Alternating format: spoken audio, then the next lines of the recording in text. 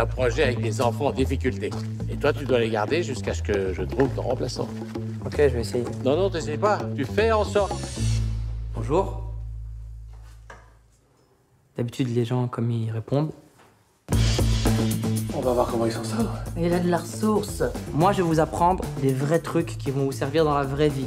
Brossez-vous les dents. Les esclaves, à l'époque, c'était en fonction de leurs dents qu'on décidait s'ils restaient en vie ou si on les tuait. Surtout toi. On sait jamais. Ils vous ont déjà eu une fois, ça peut se reproduire. J'ai vécu ce qu'a vécu le personnage principal. J'ai bossé avec des gamins en difficulté. Et j'avais rien à faire là. Et ce sentiment un peu de qu'est-ce que je fais là m'a servi pour écrire l'histoire. Donc c'est un film sur un mec qui se retrouve un peu malgré lui à devoir gérer des enfants décrocheurs.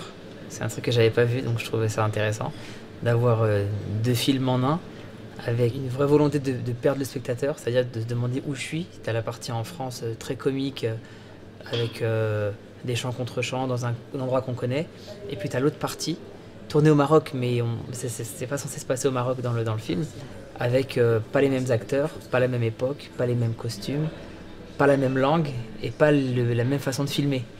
Donc c'était une vraie volonté de se dire, mais attends, il y a deux films, qu'est-ce qui se passe? Et à un moment donné, on se rend compte que ces deux histoires, elles sont pas parallèles, mais qu'elles finissent par se rencontrer quelque part. T'arrives pour une comédie, puis première séquence, t'es au fond du gouffre, je pousse dans le gouffre moi-même, et ensuite je te récupère, et à la fin, tu sors, t'es joyeux, et t'es sur un nuage. C'est ce mélange de sentiments, comment on appelle ça, j'appelle ça la machine à laver interne, moi, où il se passe un truc où tu sais plus où tu vas. Moi, j'adore ce truc c'est drôle, c'est touchant, c'est qu'est-ce que moi je me sens. J'adore provoquer ça chez le spectateur.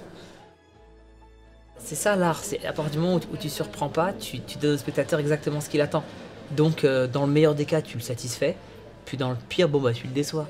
Alors que quand tu essaies de surprendre, dans le pire des cas, tu le déçois de ouf, parce que vraiment il se dit mais je sais pas ce que je voulais voir, je voulais voir le truc que je connaissais moi de cette personne-là, et il me donne complètement autre chose et j'aime pas. Mais dans le meilleur des cas, si tu arrives à le surprendre, tu l'emmènes trop loin. Et c'est le but, il faut toujours essayer de surprendre le public, parce que le jour où ils t'ont cerné et tu leur donnes ce qu'ils attendent, bah t'es un frigo en fait. T'es plus Narnia, tu vois ce que je veux dire? Là, tu vois des gamins rire sur des vannes que fait Catherine Deneuve. C'est génial. Donc ouais, c'est une vraie volonté de l'emmener là-bas et justement entre guillemets, de l'écorner un peu avec bienveillance, bien sûr.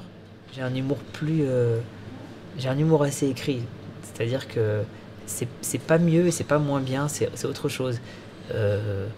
C'est pas des gags visuels, ça va très très vite. Enfin voilà, moi j'aime bien instaurer un dialogue, j'aime bien ce que j'appelle l'humour de chipotage. C'est de la discussion et puis on bloque sur un détail, et puis on parle de ce détail-là, et puis et on en boucle sur ces trucs-là et ça devient absurde. Moi j'aime bien ce style, donc j'essaie un peu de tout varier. Il y a des séquences où c'est un peu plus frontal, un peu plus direct, et puis mais mon style de prédilection c'est vraiment moi j'aime l'écriture, j'aime l'humour, pas intelligent, mais j'aime l'humour. J'aime le chipotage, j'adore ça. T'as écrit quoi? HOPLA, des hop là. J'ai pas le temps, fais-moi des hop là. C'est un film sur la rédemption, sur la transmission, c'est un film sur le fait de pas juger un livre à sa couverture. Et le thème en vrai il est anecdotique. Ce qui compte c'est ça. Je connais pas vraiment votre histoire, mais ton ami là, je pense pas que ce soit un bon exemple pour les petits. On lui a beaucoup pris à ce gamin, mais il a un bon fond.